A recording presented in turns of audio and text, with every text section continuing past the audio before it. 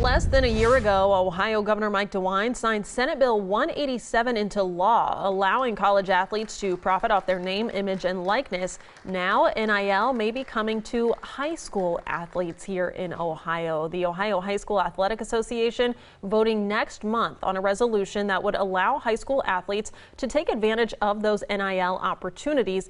NBC4 digital sports reporter Justin Holbrook joins us now. All right, so how would this work? Yeah, well, the OHSAA is going to have an open vote session for this and a lot of other items, and that's going to start May 1st and run through the 15th. So anytime between then, they'll vote on that. If passed, it would allow student athletes to sign endorsement deals as soon as May 16th. So right away, I spoke with a few high-level recruits who would benefit from this and one former Buckeye who's worried about the fallout.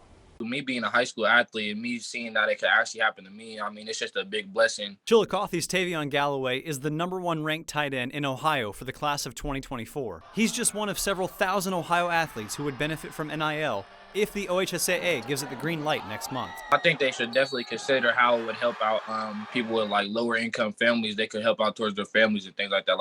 That's what I would do with it. Help out my mom, my auntie, and just my family. Gahanna defensive end Kamari Burns has more than a dozen offers, including Cincinnati and Michigan.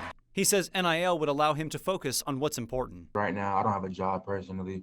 I'm just focused on school and just, getting the right path for myself. In the near future, like my junior year of college, I feel like I'll be a master at it if I just get a big taste of it right now. But not everybody is in favor of NIL at the high school level. If they pass it and they get paid, good for them, but I don't think it's a great idea. Born and raised in Ohio, Tyvis Powell spent 3 years at Ohio State and 3 in the NFL. He says a lack of competition is just one of many ways NIL would have a negative impact. I think it would make kids transfer to places like St. Ed's or any place that got open enrollment. Like those teams will become more stacked within hopes of kids trying to get exposure so they can get more money. But Galloway thinks being at a smaller school like Chillicothe would actually be an advantage. Me being one of the few people like me in my small town, I think that'd be a great thing. All the small businesses would love to support me. And then even still bigger cities would still like to get a hold of me, like not just me specifically, but other guys in small towns who are doing big things.